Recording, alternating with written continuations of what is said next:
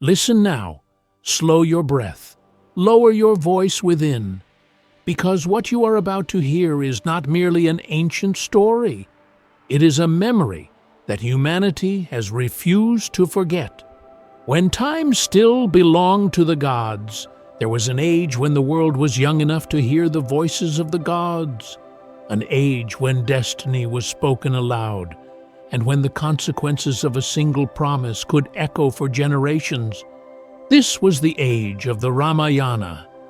In the fertile lands of ancient India, along sacred rivers that still flow today, stood a city unlike any other. Its name was Ayodhya. Ayodhya, the city of order. Ayodhya was not built on fear. It was built on Dharma, the sacred law that binds the universe. Its people trusted their king. Its soldiers protected, not oppressed. Its priests spoke of balance, not power. And upon its throne sat King Dasharatha, a ruler wise in judgment, strong in battle, yet haunted by one unfulfilled destiny. The king, who had everything, except an heir, Dasharatha had wealth. He had power, he had honor, but he had no son. And without an heir, even the greatest kingdom trembles. So the king turned to the ancient rites.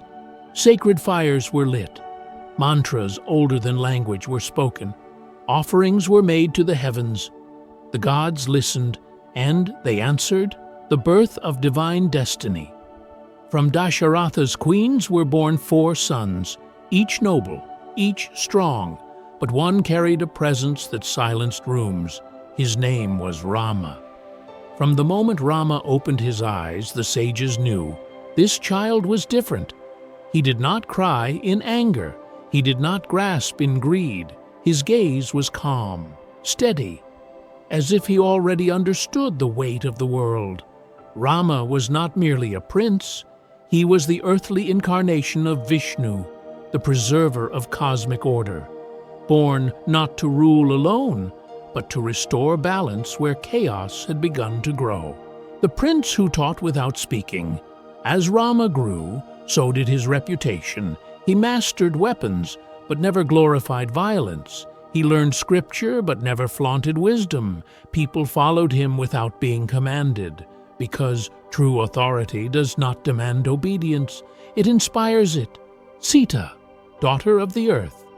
Far from Ayodhya, in the kingdom of Mithila, King Janaka plowed his fields, and from the soil itself he found a child.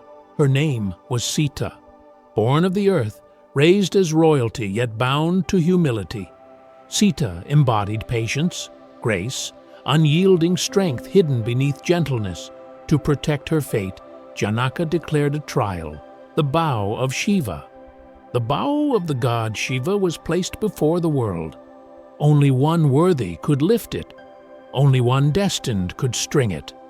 Kings failed, giants failed, warriors collapsed beneath its weight. Then Rama stepped forward. He lifted the bow, and when he drew the string, the bow shattered like thunder.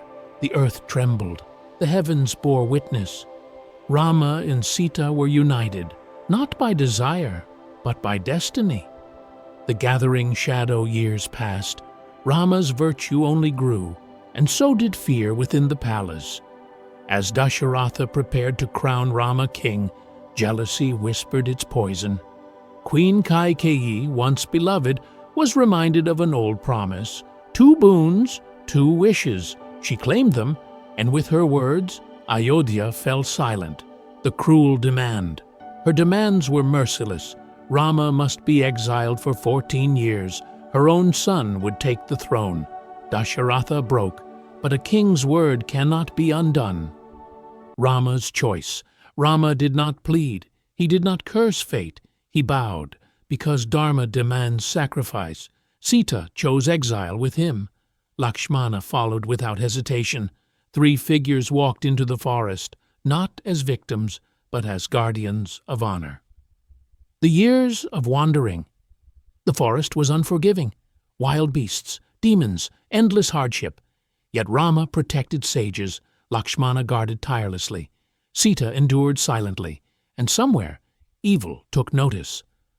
Ravana, the king of Lanka. Across the ocean rose Lanka, a city of gold and shadows. Its ruler was Ravana. Ravana was not born evil. He was brilliant, a master of sacred knowledge, a devotee of the gods, blessed with near immortality. But pride consumed him, and pride is the seed of ruin. The abduction that shook the world disguised as a holy man, Ravana approached Sita. When Rama and Lakshmana were lured away, the demon king revealed himself. 10 heads, 20 arms. He carried Sita across the sea. The sky darkened, the balance of the world shattered. Sita in captivity. In Lanka, Ravana offered Sita everything: power, luxury, immortality. She refused. She chose suffering over surrender. Hanuman, the unbreakable devotion. In his search, Rama met Hanuman, born of the wind, bound by devotion. Hanuman crossed the ocean in a single leap. He found Sita. He carried hope back to Rama. The war for Lanka. A bridge was built across the sea, stone by stone, faith by faith. The war that followed shook heaven and earth. Heroes fell, demons fell, even Lakshmana lay near death, yet Rama never wavered. The fall of Ravana.